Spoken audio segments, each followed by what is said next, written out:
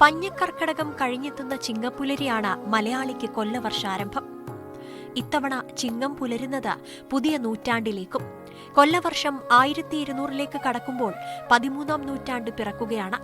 AD 825 ഓഗസ്റ്റിലാണ് കൊല്ലവർഷം തുടങ്ങിയതെന്നാണ് കരുതുന്നത്.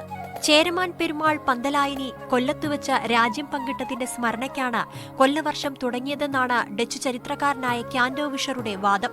കൊല്ലവർഷത്തിന്റെ ഉത്ഭവവുമായി ബന്ധപ്പെട്ട ഇതുപോലെ നിരവധി സിദ്ധാന്തങ്ങളും നിലവിലുണ്ട്. ഇംഗ്ലീഷ് കലണ്ടറിലേതുപോലെ 12 മാസങ്ങളും ഞായർ മുതൽ ശനി വരെ 7 ദിവസങ്ങളുള്ള ആഴ്ചയും തന്നെയാണ് കൊല്ലവർഷത്തിലും. എന്നാൽ 28 മുതൽ 32 ദിവസം വരെ ദൈർഘ്യമാണ് മാസങ്ങൾക്കുള്ളത്. ചിങ്ങമൊന്ന് കർഷക ദിനം കൂടിയാണ്. സമ്പദ് സമൃദ്ധമായ കാർഷിക സമൃദ്ധിയുടെ ഓർമ്മപ്പെടുത്തൽ. ഇനിയുള്ള നാളുകൾ പൊന്നോണത്തിനായുള്ള കാത്തിരിപ്പാണ്. എങ്ങും പൂക്കൾ വസന്തം വിടർത്തുന്ന നാളുകൾ. ചിങ്ങം 20 സെപ്റ്റംബർ 5 അത്തം. തിരുവോണം സെപ്റ്റംബർ 15. മീഡിയ 1 കോഴിക്കോട്.